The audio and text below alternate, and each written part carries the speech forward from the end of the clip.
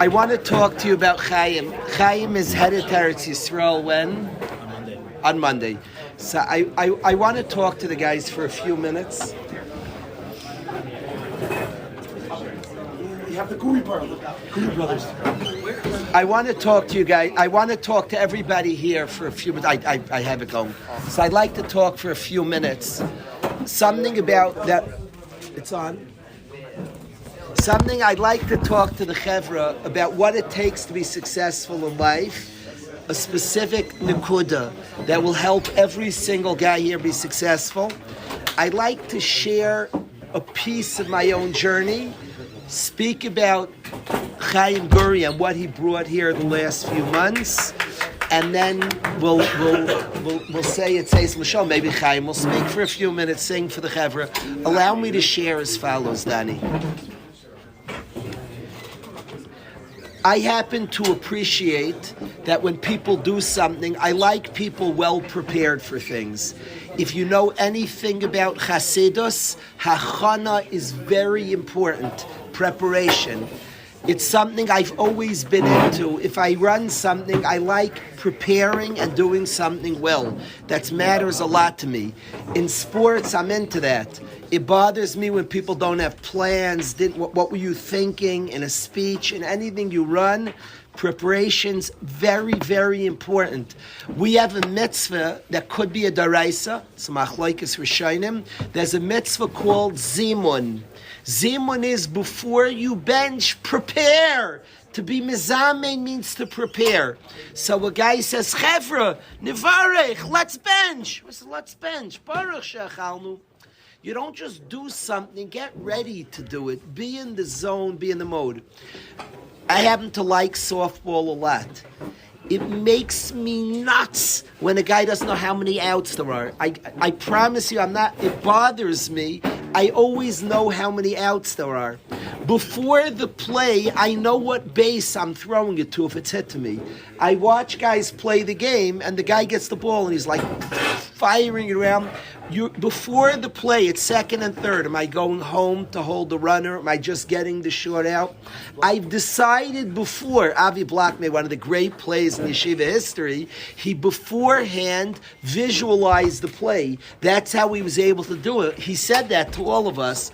He made an incredible play at third through a strike home. He knew before what he was going to do. I've watched unsuccessful athletes have no idea. And the ball's hit. You could tell the guy has the ball and he's freaking. You didn't think this out before. By the way, in basketball, there are 2 minutes left, you're up 6, and a guy fires up a shot in like 2 seconds. The clock was your friend. You're supposed to have a long possession now. I like knowing score, time, theory, plan, what will we think? And you think, and you tell yourself, you talk to yourself. Now, that's very important. In sports, this comes up a lot. It comes up in yeshiva functions and activities. You want to think and plan and have a plan in all different areas of your life. People make simchas. It bothers me. What was your plan? What did you expect to happen? I'm very into planning things. Hachana. Every Chassidish Yid in the world of Chassidus, preparation helps. Have a clue. Think through. Even your day, by the way, I like coming with a plan. What do I want to do that day? Who do I want to speak to? How is it going to look? Come with the plan. Think it through, what you wanted to happen. That's huge. Everything you do. You're running a Pesach Seder.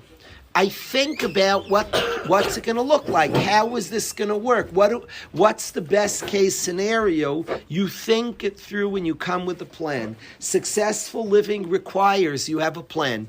The Messiah Yesharim writes not to do a mitzvah bepisaim. You don't suddenly do a mitzvah. You sit down. What do I want to do? What am I about to do? The Chavetz Chaim once gathered his family and said, I'm going to share a secret with you. They were very excited, and his secret was, before each blessing in Shemana Esrei, say what you're about to do. Before you say Baruch Aleinu, tell yourself, I am now going to pray for Parnasa for people. Then you say, he said the very saying of what you're going to do helps you focus. I'm going to pray now for the refuah for people. Rafeinu Hashem, please. You say what you're going to do. You're in the zone. You know what you're doing, what you're trying to do, what you're attempting. You're in the zone. So this type of preparation, the thought before you do something, what you're trying to do, what you want to do, is just like very, very important to me. I've seen it in sports. It shows up in every aspect of life. Prepare. And certainly successful living dictates to prepare.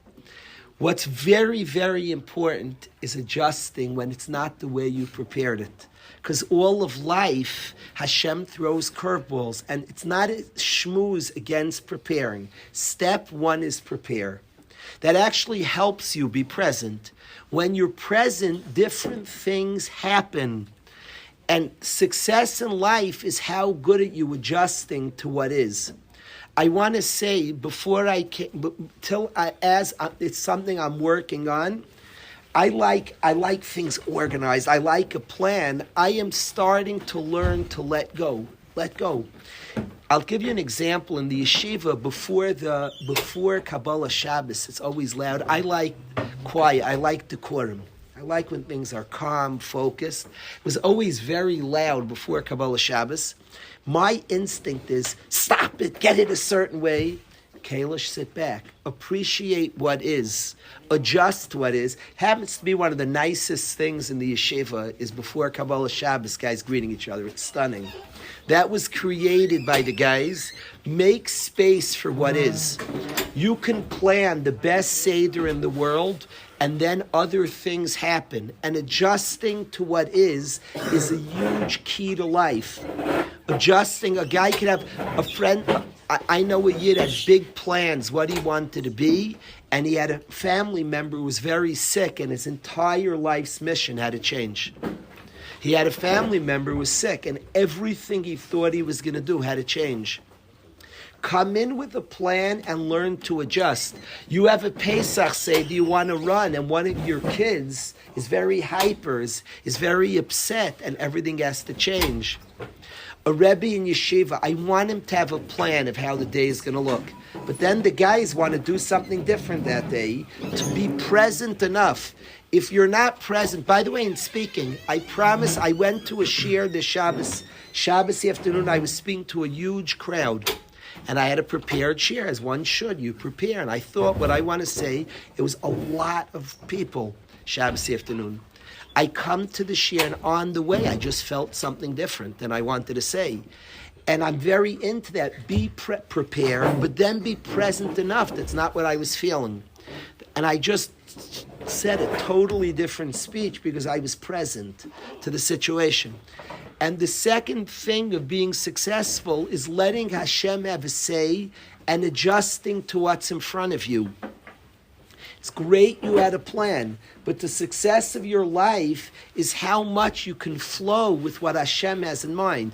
Of course you plan. It's not speaking not to plan, but you're also present enough. There are people who have big plans, how their family, how their Shabbos table looks, and they should, but then they have a kid, they have to adjust. In coaching, I'm very into coaching in basketball. A good coach should have systems and all different things, but then he has to adjust. I have players, and I have a situation, and it might call for something unique. Can you adjust to what's in front of you? It's nice you had a whole plan and a whole thing. Can you adjust to what's in front of you? There's a story I'm going to tell. I usually tell the story once a year, Lag BaOmer time, but I want to adjust. I want to speak about Chaim Guri, what he blew me away. I would like to speak about it. And so I'm going to tell a story that I've told Lag BaOmer time. This story is one of my favorite all-time stories. I say it every year, and I'd like you to know this story. There was a Yid, Reb Shimon Ibn Levi was his name. Ibn is just the way the son of. Reb Shimon Ibn Levi. The Ibn Ezra is a Risha, means he was the son of Ezra, Ibn. So Reb Shimon Ibn Levi means Reb Shimon, the son of Levi. What year you said it to, though? Did I? For a certain chat.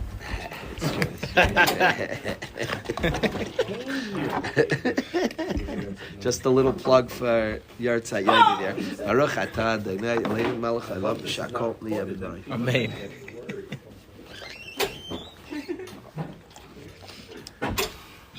Reb Shimon ibn Levi was a teacher of children his whole life. Listen to this story, Jacob. Reb Shimon ibn Levi was a teacher of children his whole life. That's what he thought he was going to do, teach kids. He was good at it. He was an incredible teacher of kids. I want some guys here to teach children. I think they're the most important people in the world.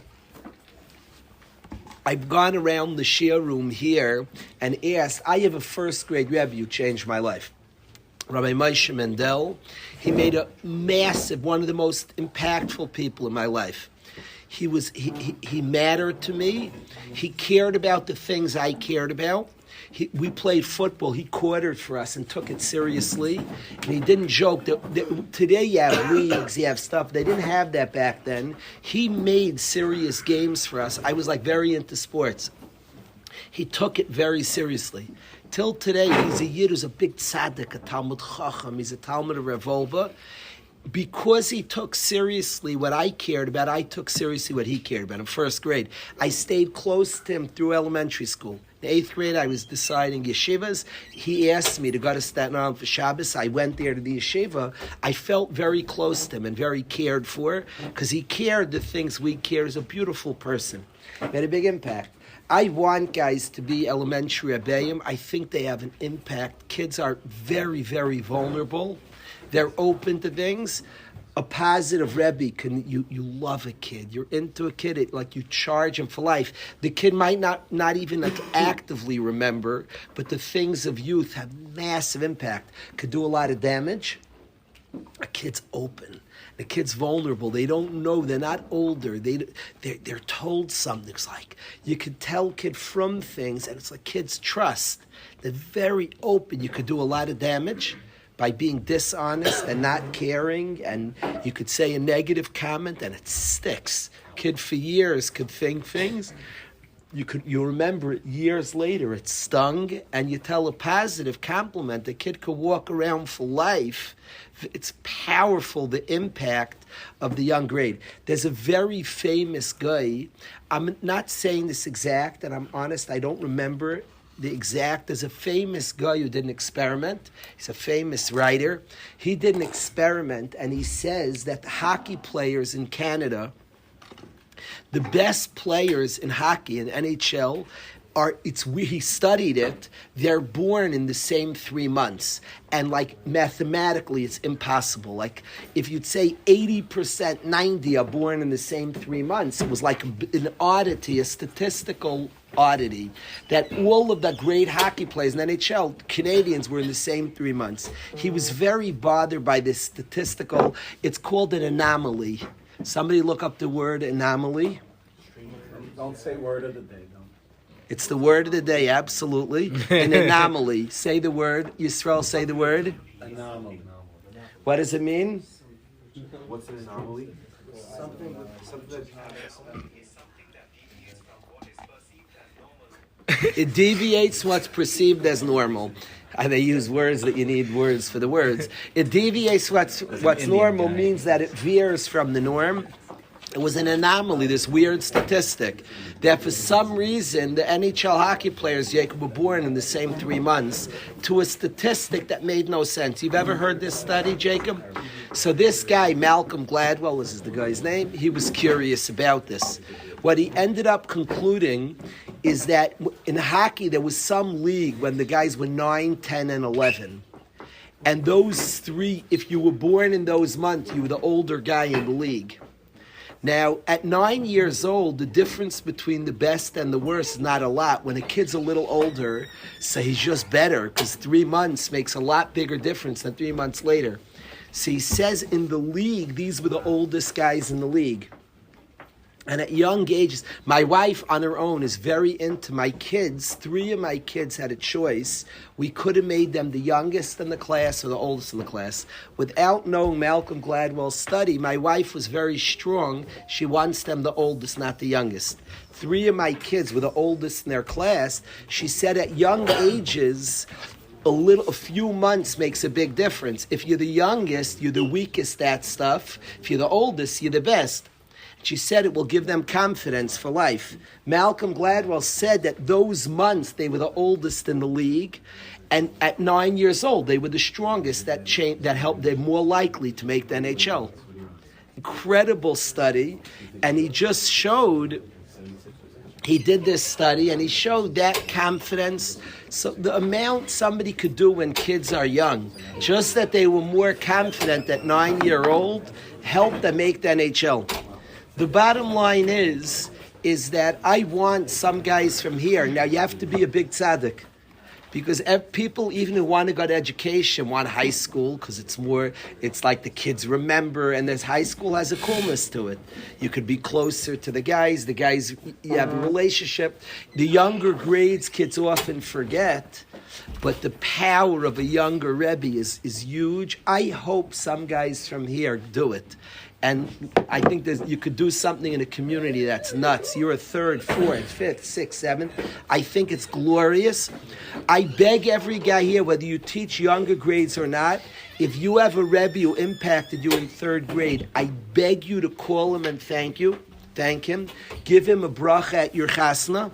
The more as a community we respect, and when your parents respect that Rebbe and show gratitude to the one who taught in second, third, fourth. As a community, if we don't improve it, we're not going to get the big guns. We need our best to be elementary Rebbeim. We need it. And we certainly don't pay a lot to elementary Rebbeim, at least as a community. Hopefully it translates to paying better. At the very least, respecting more. I beg every guy here, we could start a revolution. I tell you, my shul, Russ can say Eidos, I can't speak about every guest who comes to the shul. It's not fair. I speak short on Shabbos. So I give a speech Shabbos. If there's ever a Rebbe from the elementary school, the principal, the speech gets put on hold. I just speak about them. I think as a community, I think we owe it. I think a community is dumb not to celebrate like nuts the elementary Rebbeim. We have a Rebbe in Waterbury who I think is one of the great Rebbeim in the world, Yechiel Shon. He played ball in our league. I think he's one of the great Rebbeim in the country. The guy could do anything in the world. He could do anything he wants. He chooses to teach kids. The impact is nuts. He's loving, he's caring. These kids are lucky. They'll have something for life. They're energized. The power of doing for youth is big. It's just very, very big, the power of being there for youth. I think what you could do at youth to undo it, if a kid has said a mean line, what happens at youth would take like 6 months to undo one line to a third grader. Kids are open. They're very sincere. They don't have walls up. A third grader marches into class, a Rebbe says something, you're like going to deep places. In 11th grade, a kid has many walls. It's hard to access that deep place. It would take many more months to get in there to what the kid in third grade is told, and if he's appreciated and celebrated, it goes into very deep places. Chas v'shalom, the negative, very, very dangerous. So this Reb Shimon Ibn Levi was a Rebbe of children, taught the youth. And he was a very, very good Rebbe of the youth. He did it many years, and he decides his dream was to one day retire. That was his dream. One day he wants to retire. If anybody knows about the Lubavitcher Rebbe, he was fire against the word retire. He called it waiting for death. Nobody retired in his world. Nobody. I hold this way. This is one of the reasons he's my Rebbe. The word retire is a dirty word. I have a friend whose father wanted to retire. My friend was their statistics. People retire, Rahman al-Islam, bad things happen. It's not, well, they're old, it's dangerous. Working's good for a person. There's no such thing in healthy people retiring. The Rebbe would make sure if a guy was finished doing one job, before he stopped, he was just moving to a different job. So if you're stopping to work, what koil are you going to? A friend of mine was always scared of his father stopping. His father was nifter shortly after.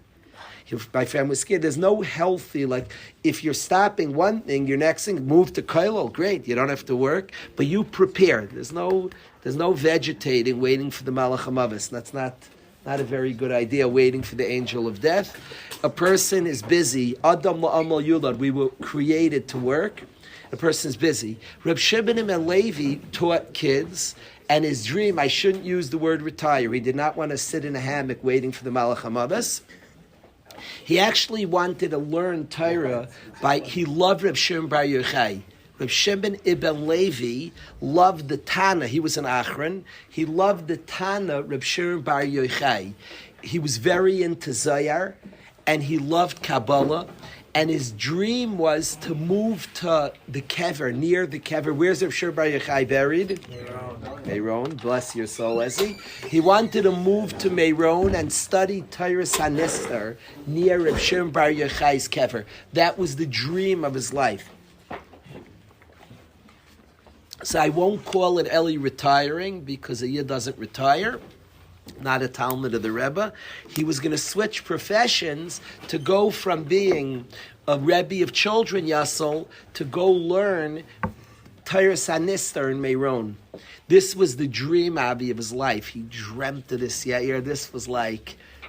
The bottom line is, late in his career, he's making the move. He set up everything, and he started on the trip, the journey. Difficult journey to head to Meron. And he was in the last leg of the journey. He was in Tripoli. Tripoli is the capital of Libya. Libya. Capital of Libya. So he was in Tripoli. And it was the last leg of his journey to head to Eretz Yisrael. He had gone through a crazy journey. Now he was going to settle there for a few weeks just to get strength for the last part of his trip to Eretz Yisrael. There were no planes back then.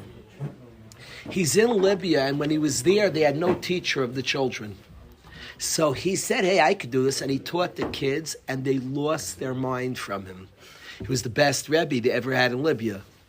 So at the end of the 3 weeks, they say, Reb Shimon and Levi, we beg you, give up your plans of going to Meron, and please teach Torah. We need you.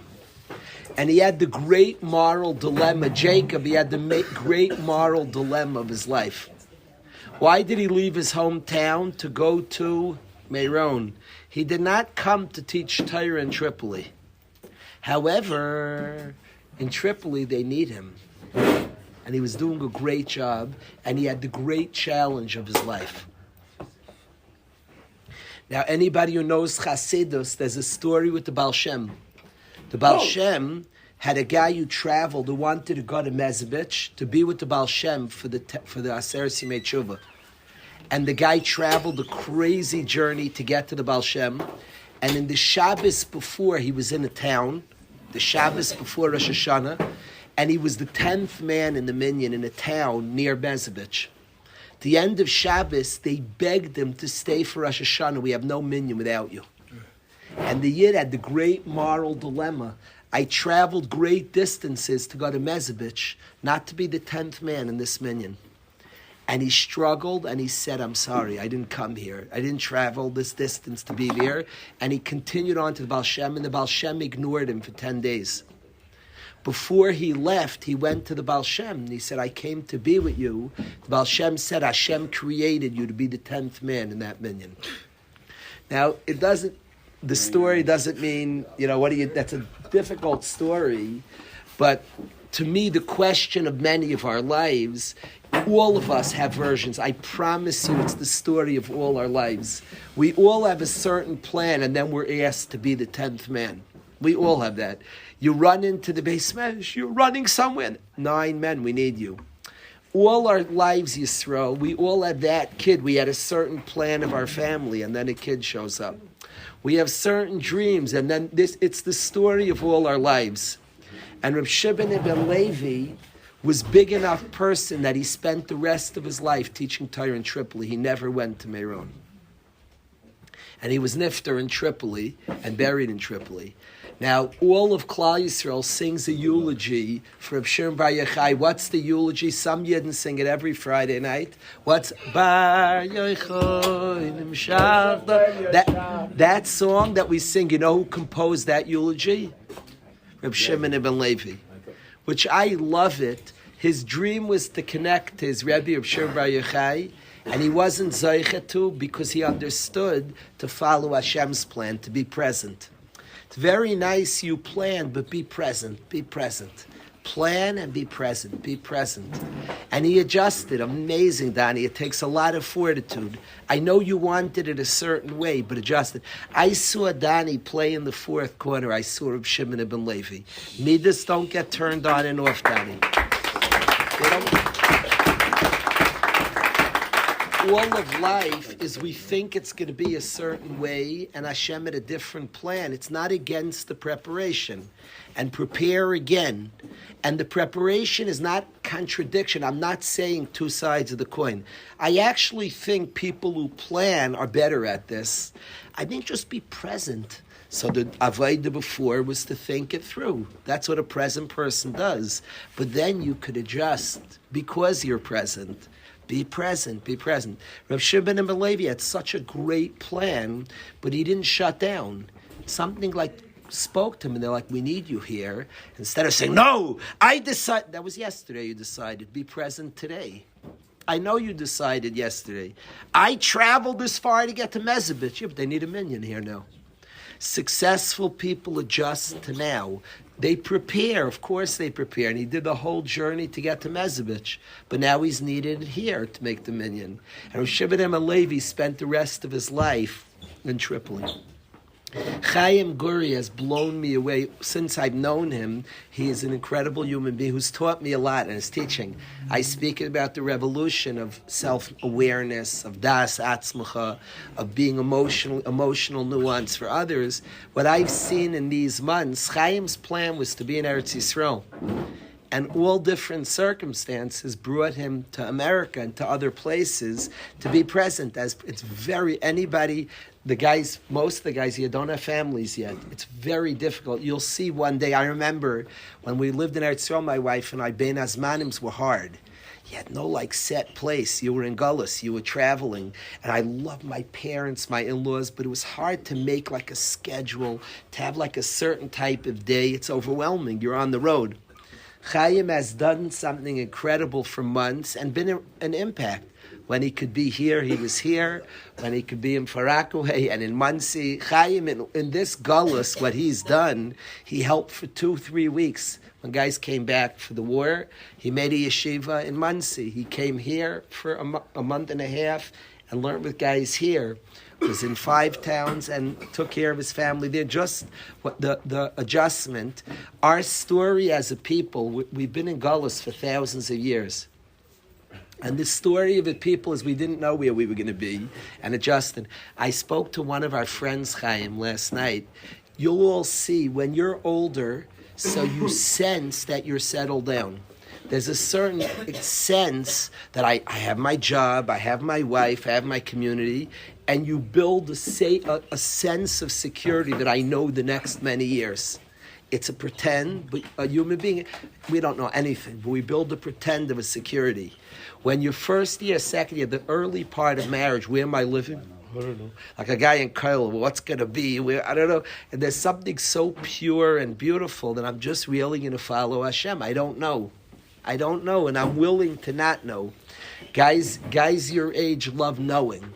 I'm going here this year, here next year. It's funny, it's after 3 years in Eretz Yisrael, it gets hard. Typically, like a Waterbury 10th, 11th, I'm going to from out in 12th, and I'll go to Eretz Yisrael. After 3-4 years, he's now done. What's now? I don't have a game book for this. Where am I going? What yeshiva? Learning to be present, to here, to now, to build something now, and learning to be present today. I'm not saying not to prepare. To be present to now is a huge success. To watch Chaim over these months in a situation that's difficult, have this capacity. It's difficult. I'm presenting it. It's not neat. It's not easy. It doesn't mean success doesn't look it's an adjustment. I have tremendous respect for what Chaim has done. I say to everybody here, this is successful living. This is how to live successfully. We're in our people, we're in a very tumultuous time. Many wise people think Gog Magog is coming. Many big tzaddikim have said it. People who study psukim say 3 years of dever comes before Gog Magog. That's what Svarim write. There's 3 years of plague and then Gog Magog comes. Is that COVID? I have no idea. All these things, none of us know. We don't know. We know that the world it's very tumultuous times. I've never seen anything like this in my life. Weird stuff are happening in the world. Things are koching. I don't know towards what. Iran, America, Ukraine, Russia, things are like Hezbollah, things are like koching. I don't say it to create... Fear. What's wrong? I don't say it to create fear, to cause fear mongerings and Isser Daraisa. I create it to share that things are tumultuous. We need to acquire healthy skills for living. The healthiest skills for living. Prepare is good. Be present to the moments. Be present to the moments. You could be present to the moments in our life. Successful people adjust. You had all the plans in the world. Now adjust. See what is. I love in sports the coaches that make good halftime adjustments. Because there was the game plan before the game. You go into the locker room when you have 12 minutes. The great coaches historically adjust. They don't just keep doing what they planned for a whole week. The great coaches see something's happening a little different. The guard today is a little slow. He's not as fast. The matchup, they just watch and they make like an adjustment, the greats. Successful living says be present to the situation and make adjustments. This is where I find myself. How can I be successful in this situation? All of us will need this in our lives. We're all going to be on the way to Meron, and we're going to have to stop in Tripoli. The question is, are you going to have the fortitude to do it? When you're in Tripoli to do it, it's very hard. It sounds like a cool story. Like a lot of Hasidic tales, the Baal Shem was saying something. You were born to make the minyan there, is all our stories. Because you have to be aware, be awake. The guy refused. He had a plan. He had a thought. He decided. I know you were planning. It was so good of you to decide to go to Mezebich. It was such a good plan. And it's such a tzidkus, and you'll get schar. But right now you need to be the 10th man in this city. You can't leave a city without a 10th man for Rosh Hashanah Yom Kippur. So that's what you got to do. You'll see in your own life endless examples of this. It's a kiddush shamayim. When you see somebody ace it, Reb Shimon ibn Levi, by us, it's Reb Chaim ibn Shoshan. Reb Chaim ibn Shoshan, by us, is a lesson in be present. Be present to this. This is the situation.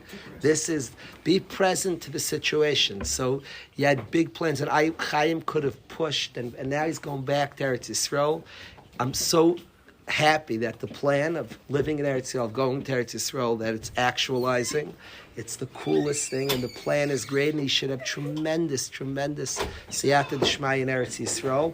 But the lesson you taught us of making the minyan, you certainly made the minyan right here in the time we were zeicha to have you. And the lesson of taking care of your family and being present to the situations is it's a lifelong lesson to us also. Thank you, Chaim, for that. Thank you.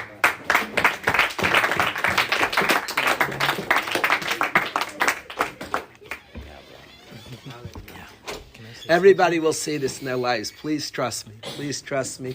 The story is so magical that Reb Shimon ibn Levi's story is so magical to me because I see me, I see you in the story. If a guy doesn't see himself in that story, that's all our stories. On the way to Meron and the dreams and the hopes and shucks, all of a sudden he's a good Rebbe and they need him there. It's are you kidding me? It's so the story of all our lives, but only if you're present to your life. How many people leave the minyan, leave the kids of Tripoli, but they dreamt, but they wanted, and they were needed. How many people had big dreams of impacting the world, and their son was waiting there. Their son was the kids of Tripoli. You weren't paying attention. You're not paying attention. So the dream and the preparation is great. The halftime adjustments, if you will. The asking what's happening now. What are we seeing? What's in front of us? That's huge. I call it Hootie's at Fair, the halftime adjustment. Mashal, because that's what's on the ground. It's so nice you prepared, but now the game's on. What's happening? Those adjustments of now, to ask the questions, what's happening now, there are people that can't do it. They're stubborn, they prepared, they thought, and they just too stubborn. It's interesting. It's like unfair, Mayor. You prepared for hours and hours and hours. Then in a 12-minute halftime, you have to have the courage to say, "Let's make a little tweak." A huge Children of Tripoli, a huge tweak. The children of Tripoli need us. It's like,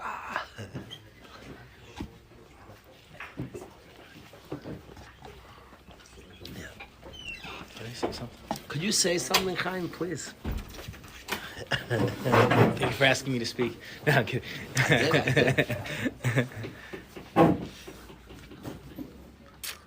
Yeah. I want to say, I was thinking a lot on my drive up today.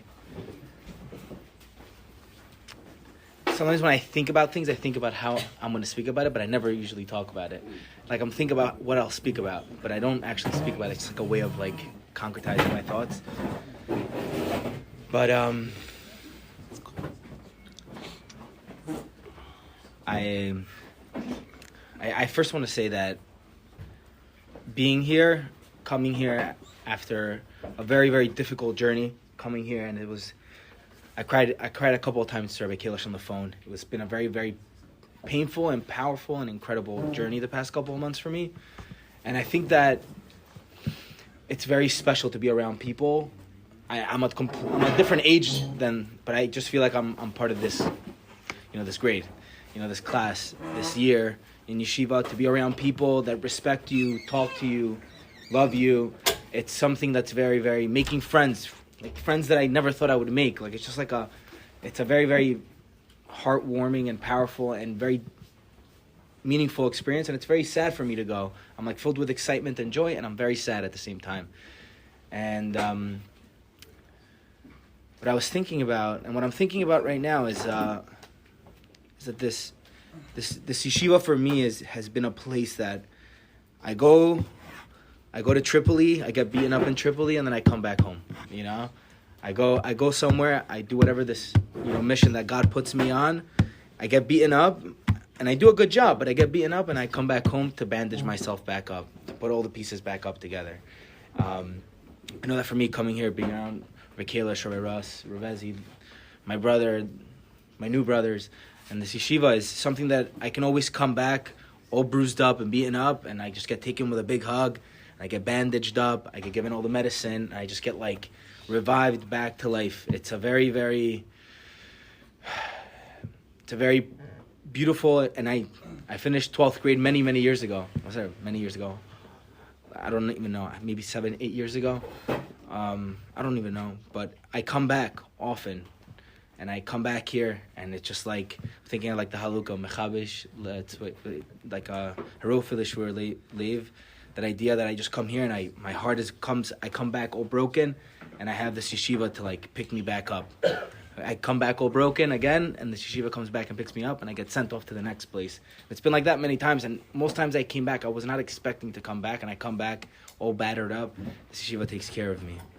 The Kalish takes care of me. The guys take care of me. And an idea that I was thinking about is that there's this idea that the Shechina goes into Galus with Klal Yisrael, right? There's this idea that the Shechina was present in the Beis HaMikdash, and now where is the Shechina? In Galus with us. The Shechina goes out into Galus with us. In the Galus, the Shechina is with us. And I was thinking about that the only way to tap into the Shechina is by creating a space for Galus, by creating a space for exile, for broken people, for people that are in Galus. And I think that yeshivas are meant to be a place that allow people's personal guluses to take place. It's a place that allows there to be people broken, people coming in with their journeys and coming in with that long stick and that red thingy and coming in plopping down and it's a place for gullus to be experienced and to be felt and to be dealt with and to feel the Shechina, because the Shechina is only felt in gullus, and only a place that embraces gullus, that allows there to be the experience of brokenness, of being sent away from home, being taken out from a home of parents, throwing you out of the home. Like the Beis Hamikdash was that the house of Hashem, and we got taken out of the house. We got kicked out. Only a place that embraces that allows there to be an existence of people in Gullus, can the Shekhinah be felt there. And I think that this yeshiva is a place that the Shekhinah is deeply felt. I don't know what the Shekhinah feels like. I think I have a feeling, but when I walk into this room, there's this feeling of Hashem is here. Hashem is here. I know that when I go to a big Rebbe, I have the same feeling, similar feeling that I do when I walk into this place. Why is that? Because I think that people that allow there to be broken people that a yeshiva that embraces brokenness is a place that's actually a yeshiva. And I know for me, I've been very broken and battered up the past couple of months, and this yeshiva has been a place that's been a place of healing, a place of where I can just come, share, learn with some people, get the love, give love, just be loved and be seen and be heard. And it's something that's extremely Jewish. I think it's what happened by Har Sinai. We came out of Mitzrayim and then we got given the Torah. What do you think happened there? We got healed. We were being loved by Hashem. We were being kissed. We were told, "Mamlech v'hisam li sagula." You are my people. I chose you. You are my people. Asher b'charbanu mikol amim. That feeling is the experience of what happens after Galus. And I think that that's what a yeshiva is meant to do, is meant to make me feel like I am the chosen one to a certain degree, that my life and my story matters. No matter what stage in life, I'm a cool guy married with a kid and I'm coming back to my high school. That's not a normal thing if you think about it. Most guys don't come back to their high school. They go, say hi to the rabbi and the teacher they pranked a bunch of times to say I'm sorry, or be like, remember that time where, and you walk back home and I went to my high school, my alma mater, and you don't go back, but come back here to home, to yeshiva. There's no grades here. There's nothing like that, and I think it's a very, very powerful thing. It's something that's extremely real. It's Torah. It's real. It's real. And I was thinking of this other thing which is very related, is that the Torah was given specifically to people that were coming out of Mitzrayim. And why is that? So there's this idea of Torah Hashem Tamima, Machkimas Pasi. That the Torah of Hashem is wholesome, it's perfect, and it makes wise the foolish one, right? It makes wise the foolish one. So I heard from some people this idea that the Torah could only make you wise if you're foolish. Only if I know that I'm broken. Only if I know that I am broken without this atmosphere. That I don't have, without this, a yeshiva that's loving, that lives the values of what the Torah speaks about, which is what Rabbi Kalish, Rabbi Russ, the Rabbeim here do. I don't have a chance in this world, without the life and the sustenance and the chashivas that I got in my life from being next to Rabbi Kalish, being next to Rabbi Russ, being in this yeshiva. I'm not going to make it out there. And that's not a bad thing. It's not you wouldn't have made it without Waterbury. You need a place like Waterbury the rest of your life. Yes, I'm a human. I need people to care about me and respect me because I'm a Yid. And Yid need Torah, and that's what Torah is. And that's what's needed. People that are broken are the best kalim for Torah. There's this idea that Rabbi Yochanan, when he saw Reish Lakish, he said, Chel Chalei Raisa. Why do you say to Reish Lakish that your chelik is in Torah? Because Reish Lakish was the most broken. Reish Lakish was like a thief, head gangster. He's the biggest broken one. And the biggest broken ones are the greatest kalim for Torah. That the ones that are the most broken, the ones that are acknowledged, his name was Reish Lakish, he knew what he was about. His name was the head gangster, And that is the keli, the vessel, the perfect thing that is what contains the light of the Torah. And I know that for me, and what I learned in this yeshiva is that it's not that I'll be broken and then I'll go to yeshiva in Israel and then I'll pretend that this never happened. It's specifically because I acknowledged my brokenness. It's specifically because I know that I dealt with so many things. It's specifically because I'm broken that I'm shaykh to this. Because that's what the Torah is. That's what the Torah is. It brings me light, and that's something that I got from this place. That's something that I got from my Rebbeim, from my Rebbe. It's something that my heart is broken, and I come back home to fill up my heart, because there's no better place to be with a broken heart than in your yeshiva, in your home. And I just want to thank Rebbe and Rabbi Russ for being the people that just, I'm broken, I'm like all battered up, and you just bring me back home. Just bring me back home. Give me water, give me some, put me on an IV, like just give me like what I need to just go back out there and fight the war, And I think it's something that I carry with me always. It's something that I want to pass on to anyone that I see. It's something that I feel bad when people don't have. It's something that I want the world to have. It's something that it's something that drives me, is that I want to give people, and I want to give myself and my family and the world what I got from here. Deep respect, a deep love, an okayness of brokenness. And I'm so grateful that there's no limit to it. There's no limit. It's a nar she'eino poisek. It's just the Torah that exists in this place doesn't stop. The shir goes on, and then the shir doesn't stop after Musar Seder's over. Dave and Buster's shir is still going on there. It just doesn't end. The love, the healing just doesn't stop. And I'm just extremely grateful for Rebbe, for Rabbi Russ, for my Rebbeim that gave me so much to lean on, so much to comfort myself with, so much to be able to, when I'm in really hard spots. I went through a really hard situation, being in Gullus. It's just not easy. I have people that I can call, and people that I can call even if they don't answer the phone. Sometimes I'll call Rebbe, I'll call Rabbi Kalish, just because if I call him, I'll know what he'll say, Like, if I call him, it's like, okay, but he would have said something like this. And it's like the phone call worked, Like, I'm just like, it's like a prayer, and also I know what, I've sat here for many, many hours listening with all my heart. Sometimes not with all my heart, and that's also okay, but listening. And I know that when I'm in a tough situation, I'll call Rabbi Kalish, and whether there's an answering of a phone call or not, my question usually gets answered because I know what my Rebbe would say. And it's a very, very powerful experience, and I'm just so grateful for this yeshiva holding me, for Rebbe holding me, for Rabbi Russ holding me in my like some of my most vulnerable stages in life. It's like an extremely vulnerable stage as a father and a husband, to like have no idea what I'm doing with my life, and like just being taken in, come home. And I'm just really grateful, Rebbe. Thank you so much.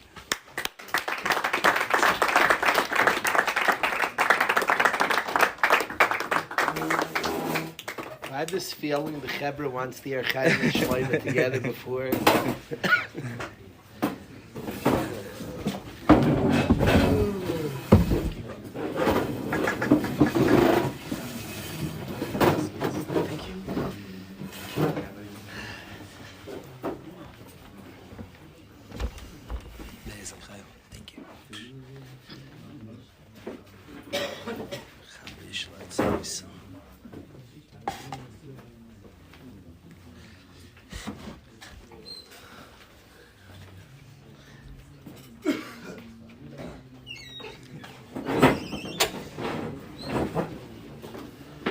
Feeling the Cha'am Alibi.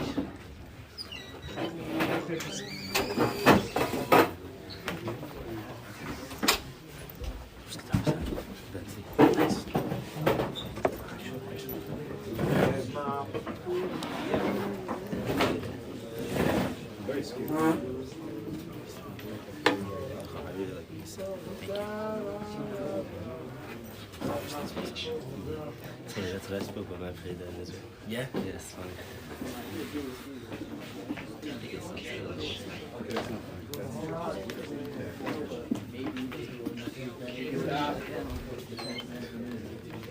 Where's it beginning? Thank you. Okay. We're gonna give it.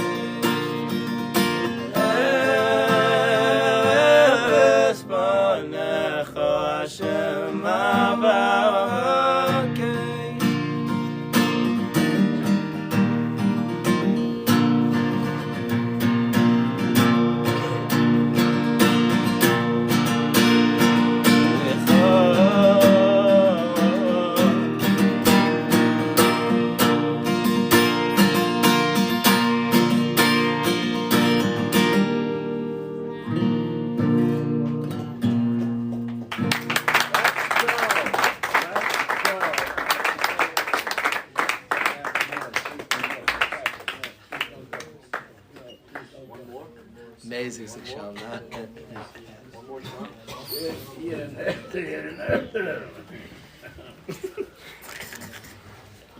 Mezzi's timing a shtickle good at how we let Chaim and Chaim leave without singing Yidden. I just showing my tool. Yeah, but you guys have to sing along also. Then. Yeah. Or not. Or start. You start. The new one. We're having a hard time singing right now.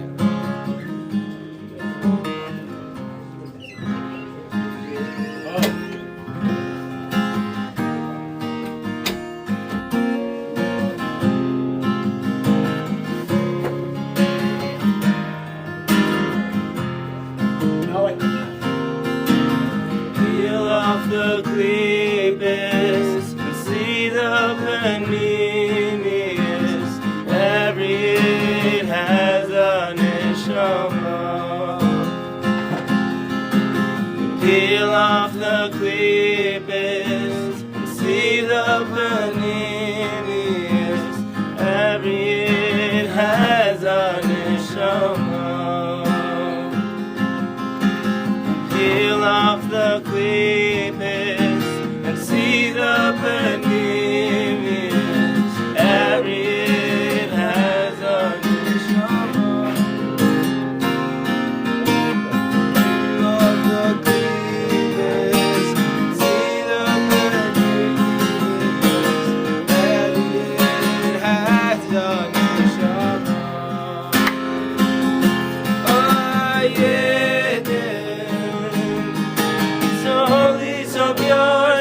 precious neshamas of Yedin, neshamas of Yedin, oh Yedin. So holy, so pure, so precious neshamas of Yedin, neshamas of Yedin. Machav the klippes, say the penimis, yede yed ha'otan neshama. Machav the klippes, and say the penimis, yede yed ha'otan neshama.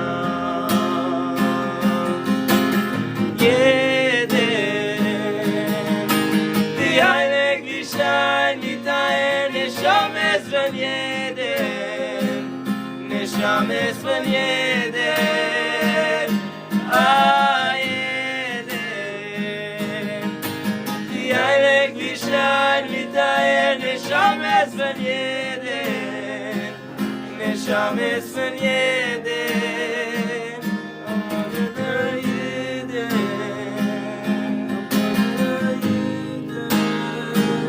Amor Yeden, Amor Yeden.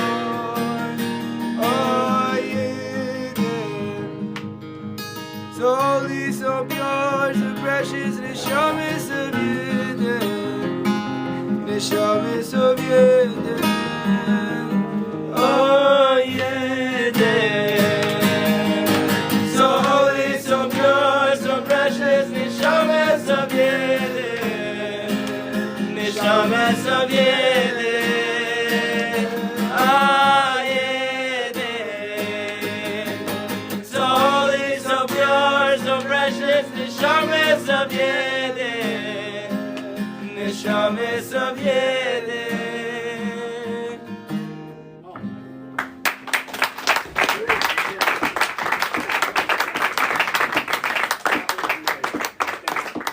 I cannot think of anything better than that, except maybe the golf. Whatever everyone.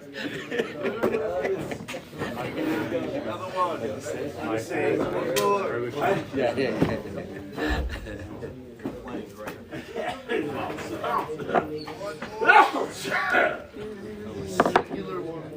Come up, the two brothers join. Yitzchak Shalom and Akiva, come up. Let's go. All four brothers.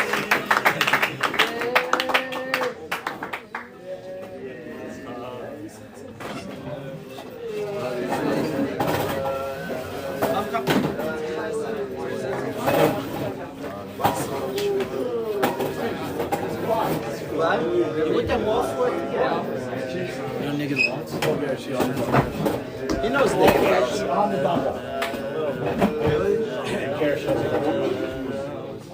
Oh, it's tasty. That's a good one, yeah. You got me. Don't worry. Now?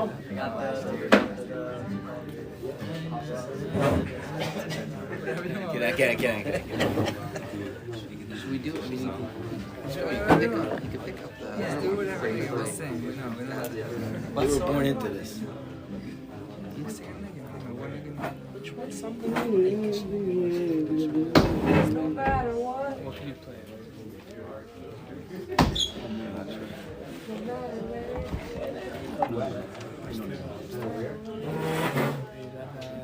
That was delicious. I mean, I lost it on the high. So you know that song? That song he sings now. Sing summer. We could sing that song. Shall know. If we sing that song, I'm gonna be bawling. But yes. Sing it. I'll say I know. No, I don't think so. Join in, you'll learn. It's not a hard By the way,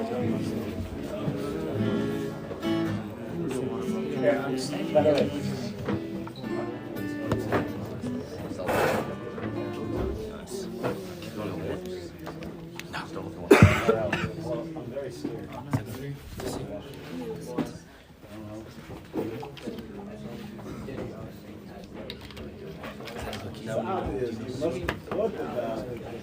learn it.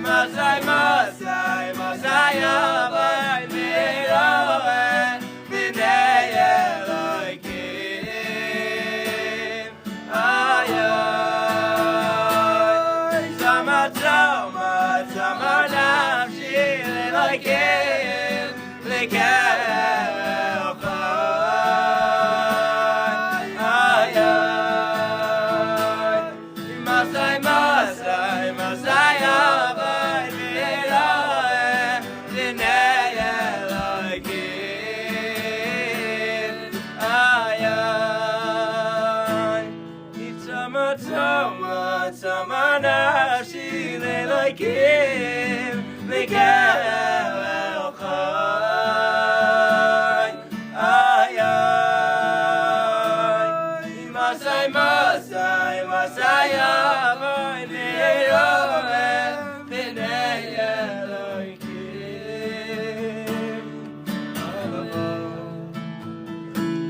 Iki ayol tavaryoy dalafike